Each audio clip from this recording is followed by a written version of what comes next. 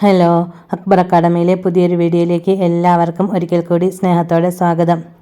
LP, UP, LDC എക്സാംസിന് ചോദിക്കാൻ സാധ്യതയുള്ള മേഖലയാണ് ഇന്നത്തെ ടോപ്പിക്ക്. ഇന്ത്യൻ ഭരണഘടനാ നിർമ്മാണ സഭ. അതിൽ ഇന്ത്യൻ ഭരണഘടനയുടെ രൂപീകരണം എന്ന ടോപ്പിക്കാണ് ഇന്നത്തേത്. ചാനൽ ആദ്യമായി കാണുന്നവരാണെങ്കിലും സബ്സ്ക്രൈബ് ചെയ്യാത്തവരുണ്ടെങ്കിലും സബ്സ്ക്രൈബ് ചെയ്ത് അതിലെ ബെൽ ബട്ടൺ ക്ലിക്ക് ചെയ്ത് ഓൾ എന്ന ഓപ്ഷൻ പ്രസ് ചെയ്യണം. എന്നാൽ മാത്രമേ ഞാനിടുന്ന വീഡിയോസ് ഉടൻ തന്നെ നിങ്ങളിലേക്ക് എത്തുകയുള്ളൂ. അതുപോലെ ലൈക്കും ഷെയറും ചെയ്ത് എന്നെ സപ്പോർട്ട് ചെയ്യണം. LP, UPക്കും LDCനും ഇതുവരെയും പഠിച്ചു തുടങ്ങാത്തവർ ഇനിയെങ്കിലും പഠിച്ചു തുടങ്ങണം. കാരണം സമയങ്ങൾ വളരെ പെട്ടെന്ന് കടന്നു പോകും. ഡേറ്റ് വന്നിട്ട് പഠിക്കാൻ വേണ്ടി ഇരുന്നാൽ അതൊരിക്കലും നടക്കാത്ത കാര്യമാണ്. കാരണം ഒരുപാട് പഠിക്കാനുണ്ട്. ഇപ്പോഴേ പഠിച്ചു തുടങ്ങിയാലേ പരീക്ഷയിൽ വിജയിക്കാൻ സാധിക്കുകയുള്ളൂ. അതുകൊണ്ട് എല്ലാവരും നല്ലതുപോലെ ക്ലാസ്സുകളെല്ലാം അറ്റൻഡ് ചെയ്ത് പഠിച്ചെടുക്കാൻ വേണ്ടി ശ്രമിക്കണം. എന്തെങ്കിലും ഡൗട്ട്സ് ഉണ്ടെങ്കിൽ നിങ്ങൾക്ക് കമൻറ്റ് ബോക്സിലൂടെ അറിയിക്കാവുന്നതാണ്. ടോപ്പിക്ക് നോക്കാം. ഇന്ത്യൻ ഭരണഘടനാ നിർമ്മാണ സഭ. ഇന്ത്യൻ ഭരണഘടനയുടെ രൂപീകരണം. 1934 ഇന്ത്യക്കായി ഒരു സ്വതന്ത്ര ഭരണഘടനാ അസംബ്ലി എന്ന ആശയം മുന്നോട്ട് വെച്ചത് MN റോയ് ആയിരുന്നു. ഇന്ത്യക്ക് സ്വന്തമായ ഒരു ഭരണഘടന എന്ന ആശയം മുന്നോട്ട് വെച്ച വ്യക്തിയാണ് MN Roy. 1946 cabinet mission plan നിർദ്ദേശിച്ച മാർഗനിർദ്ദേശങ്ങൾക്കനുസരിച്ചാണ് ഭരണഘടനാ അസംബ്ലി രൂപീകരിച്ചത്. ഈ ദൗത്യത്തിന് നേതൃത്വം നൽകിയത് പെത്വിക് ലോറൻസ് ആണ്. അദ്ദേഹത്തെ കൂടാതെ മറ്റ് 2 അംഗങ്ങളെ ഉൾപ്പെടുത്തി, സ്റ്റാഫോർഡ് ക്രിപ്സും AV അലക്സാണ്ടറും. 1946 ക്യാബിനറ്റ് മിഷൻ പ്ലാൻ നിർദ്ദേശിച്ച മാർഗനിർദ്ദേശങ്ങൾക്കനുസരിച്ചാണ് ഭരണഘടനാ അസംബ്ലി രൂപീകരിച്ചത്. ഇതിന് നേതൃത്വം നൽകിയവരാണ് Pethick Lawrence, sir Stafford Cripps, AV Alexander. അസംബ്ലിയുടെ ആകെ ശക്തി 389. ആകെ ശക്തി എന്ന് പറഞ്ഞാൽ അംഗസംഖ്യ 389. എന്നിരുന്നാലും വിഭജനത്തിന് ശേഷം 299 മാത്രമേ അവശേഷിക്കുന്നുള്ളൂ. ഇത് ഭാഗികമായി തിരഞ്ഞെടുക്കപ്പെട്ടതും ഭാഗികമായി നാമനിർദ്ദേശം ചെയ്യപ്പെട്ടതുമായ ഒരു ബോഡിയായിരുന്നു. കോൺസ്റ്റിറ്റ്യൂവൻ്റ് അസംബ്ലി രൂപീകരിച്ചത് 1946 ആ സമയത്തെ അംഗസംഖ്യയാണ് 389. വിഭജനത്തിന് ശേഷം എന്ന് പറഞ്ഞാൽ 1947 ഇന്ത്യ വിഭജിക്കപ്പെട്ടു, ഇന്ത്യ പാകിസ്ഥാൻ.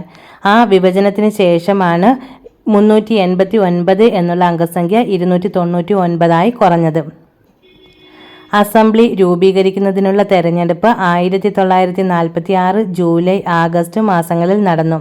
1946 നവംബറിൽ പ്രക്രിയ പൂർത്തിയായി. 1946 ഡിസംബർ 9 നടന്ന ആദ്യ സമ്മേളനത്തിൽ 211 അംഗങ്ങൾ പങ്കെടുത്തു. ഡോക്ടർ സച്ചിദാനന്ദൻ സിൻഹ ഫ്രഞ്ച് സമ്പ്രദായം പിന്തുടർന്ന് നിയമസഭയുടെ താൽക്കാലിക പ്രസിഡന്റായി. 1946 December 11 doctor Rajendra Prasad, HC Mukherjee എന്നിവരെ യഥാക്രമം പ്രസിഡന്റായും വൈസ് പ്രസിഡന്റായും തിരഞ്ഞെടുക്കപ്പെട്ടു. ഡോക്ടർ രാജേന്ദ്ര പ്രസാദ് പ്രസിഡന്റും HC മുഖർജി വൈസ് പ്രസിഡന്റുമായി തിരഞ്ഞെടുക്കപ്പെട്ടു. അതുപോലെ സർ BN റാവു നിയമസഭയുടെ ഭരണഘടനാ ഉപദേഷ്ടാവായി തിരഞ്ഞെടുക്കപ്പെട്ടു. 1946 ഡിസംബർ 13 നെഹ്റു ലക്ഷ്യപ്രമേയം മുന്നോട്ട് വെച്ചു. ഇത് പിന്നീട് ഭരണഘടനയുടെ ആമുഖമായി മാറി. 1947 ജനുവരി 22 പ്രമേയം ഏകകണ്ഠമായി അംഗീകരിച്ചു. 1949 മെയ് മാസത്തിൽ കോമൺവെൽത്തിൽ ഇന്ത്യയുടെ അംഗത്വം ഭരണഘടനാ അസംബ്ലി അംഗീകരിച്ചു. കൂടാതെ 1950 ജനുവരി 24 ദേശീയ ഗാനവും ദേശീയ ഗീതവും അംഗീകരിച്ചു. 1947 ജൂലൈ 22 ദേശീയ പതാക അംഗീകരിച്ചു. ഈ അസംബ്ലി 11 സെഷനുകളിൽ യോഗം ചേർന്നു. അവസാനം ഈ കരട് തയ്യാറാക്കാൻ 2 വർഷം 11 മാസം 18 ദിവസം ഇത്രയും സമയം എടുത്തു. മൊത്തം 141 ദിവസം ഇരുന്നു. ഭരണഘടനയുടെ കരട് 114 ദിവസം പരിഗണിച്ചു. മൊത്തം ചിലവ് ഏകദേശം 64 ലക്ഷം രൂപയാണ്. ഇന്ത്യ ഭരണഘടന രൂപീകരിച്ച കണക്കാണ് പറയുന്നത്. അസംബ്ലിയിൽ 15 വനിതാ അംഗങ്ങൾ ഉണ്ടായിരുന്നു. ഇത് വിഭജനത്തിന് ശേഷം 9 ചുരുങ്ങി. ഭരണഘടനാ അസംബ്ലിയുടെ ചില പ്രധാന കമ്മിറ്റികളും അതത് ചെയർപേഴ്സൺമാരും താഴെ പറയുന്നവയാണ്. Union powers committee Jawaharlal Nehru, union ഭരണഘടനാ സമിതി ജവഹർലാൽ നെഹ്റു, പ്രവിശ്യ ഭരണഘടനാ സമിതി Sardar Patel, drafting committee BR Ambedkar, നിയമങ്ങൾ സംബന്ധിച്ച നിയമങ്ങൾ doctor Rajendra Prasad, steering committee doctor Rajendra Prasad, flag committee JB Kripalani.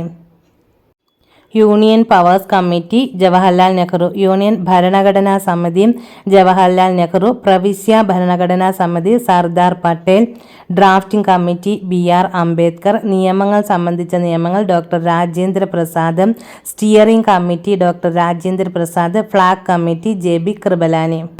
ഇനി ഡ്രാഫ്റ്റിംഗ് കമ്മിറ്റിയിലെ അംഗങ്ങൾ ആരൊക്കെയാണെന്ന് നോക്കാം. ഡോക്ടർ BR അംബേദ്കർ ആണ് ഇതിൻ്റെ chairman. Alladi Krishnaswami Ayyar, doctor KM Munshi, N Gopalaswami Ayyangar, Syed Muhammad Saadulla, N Madhava Rao, TT Krishnamachari എന്നിവർ ഈ ഡ്രാഫ്റ്റിംഗ് കമ്മിറ്റിയിലെ മറ്റംഗങ്ങളായിരുന്നു. ഭരണഘടനയുടെ അന്തിമ കരട് രേഖ 1949 നവംബർ 26 അംഗീകരിച്ചു. അതിൽ 8 ഷെഡ്യൂളുകളും 22 ഭാഗങ്ങളും 395 ആർട്ടിക്കിളുകളും അടങ്ങിയിരുന്നു. ഇത് ഭരണഘടന നിലവിൽ വന്ന സമയത്ത് 1949 നവംബർ 26 ഇത് അംഗീകരിച്ചത്. ആ സമയത്ത് 8 ഷെഡ്യൂളും 22 ഭാഗങ്ങളും 395 ആർട്ടിക്കിളും ഉണ്ടായിരുന്നു. എന്നാൽ ഇപ്പോൾ 12 ഷെഡ്യൂളും 25 പാർട്ടുകളും 444 ആർട്ടിക്കിളുകളുമാണ് ഉൾപ്പെടുന്നത്. ഇന്ത്യൻ ഭരണഘടനയുടെ വിവിധ ഉറവിടങ്ങൾ, അതായത് ഭരണഘടനയുടെ ആശയങ്ങൾ എവിടെ നിന്നെല്ലാമാണ് കടമെടുത്തത് എന്നാണ്. 1935 ഗവൺമെൻറ് ഓഫ് ഇന്ത്യ ആക്ട്, അതിൽ നിന്നും എടുത്തതാണ് ഫെഡറൽ സ്കീം, ഗവർണറുടെ ഓഫീസ്, ജുഡീഷ്യറി, പബ്ലിക് സർവീസ് കമ്മീഷനുകൾ, അടിയന്തര വ്യവസ്ഥകൾ, ഭരണപരമായ വിശദാംശങ്ങൾ. ഫെഡറൽ സ്കീം, ഗവർണറുടെ ഓഫീസ്, ജുഡീഷ്യറി, പബ്ലിക് സർവീസ് കമ്മീഷനുകൾ, അടിയന്തര വ്യവസ്ഥകൾ, ഭരണപരമായ വിശദാംശങ്ങൾ. ഇനി ബ്രിട്ടീഷ് ഭരണഘടനയിൽ നിന്നും പാർലമെന്ററി സർക്കാർ, നിയമവാഴ്ച, നിയമനിർമ്മാണ നടപടിക്രമം, ഏക പൗരത്വം, ക്യാബിനറ്റ് സംവിധാനം, പ്രത്യേക അവകാശങ്ങൾ, പാർലമെന്ററി പദവികൾ, ദ്വിരാഷ്ട്രവാദം. നെക്സ്റ്റ്, US ഭരണഘടനയിൽ നിന്നും കടമെടുത്തത് മൗലിക അവകാശങ്ങൾ, ജുഡീഷ്യറിയുടെ സ്വാതന്ത്ര്യം, ജുഡീഷ്യൽ അവലോകനം, പ്രസിഡന്റിന്റെ ഇംപീച്ച്മെന്റ്, സുപ്രീം കോടതി, ഹൈക്കോടതി ജഡ്ജിമാർ, വൈസ് പ്രസിഡന്റ് സ്ഥാനം എന്നിവ നീക്കം ചെയ്യൽ. ഐറിഷ് ഭരണഘടന, സംസ്ഥാന നയത്തിന്റെ നിർദ്ദേശപരമായ തത്വങ്ങൾ, രാജ്യസഭയിലേക്ക് അംഗങ്ങളുടെ നാമനിർദ്ദേശം, പ്രസിഡന്റിനെ തെരഞ്ഞെടുക്കുന്ന രീതി, ഇതെല്ലാം ഭരണഘടനയിൽ ഉൾപ്പെടുത്തിയത് ഐറിഷ് ഭരണഘടനയിൽ നിന്നും കടമെടുത്തതാണ്. നെക്സ്റ്റ്, കനേഡിയൻ ഭരണഘടനയിൽ നിന്നും ശക്തമായ കേന്ദ്രമുള്ള ഫെഡറേഷൻ, കേന്ദ്രത്തിൽ അവശേഷിക്കുന്ന അധികാരങ്ങൾ വിനിയോഗിക്കൽ, കേന്ദ്രം സംസ്ഥാന ഗവർണർമാരുടെ നിയമനം, സുപ്രീം കോടതിയുടെ ഉപദേശക അധികാര പരിധി. ജർമ്മനിയിലെ വെയ്മർ ഭരണഘടന, അടിയന്തരാവസ്ഥയിൽ മൗലിക അവകാശങ്ങൾ റദ്ദാക്കൽ.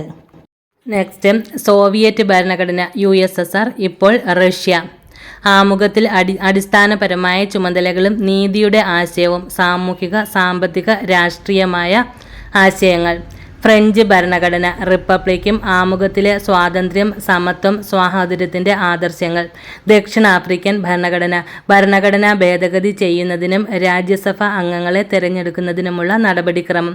ജാപ്പാനീസ് ഭരണഘടന, നിയമപ്രകാരം സ്ഥാപിതമായ നടപടിക്രമം. ഇനി ഇതുമായി ബന്ധപ്പെട്ട ഒരു പ്രീവിയസ് ഇയർ ക്വസ്റ്റ്യൻ നോക്കാം.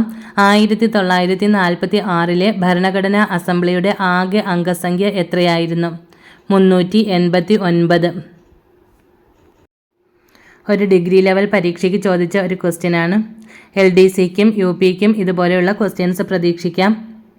അതുകൊണ്ട് എല്ലാവരും ഒരു പോയിന്റ് പോലും വിടാതെ നല്ലതുപോലെ പഠിച്ചെടുക്കണം.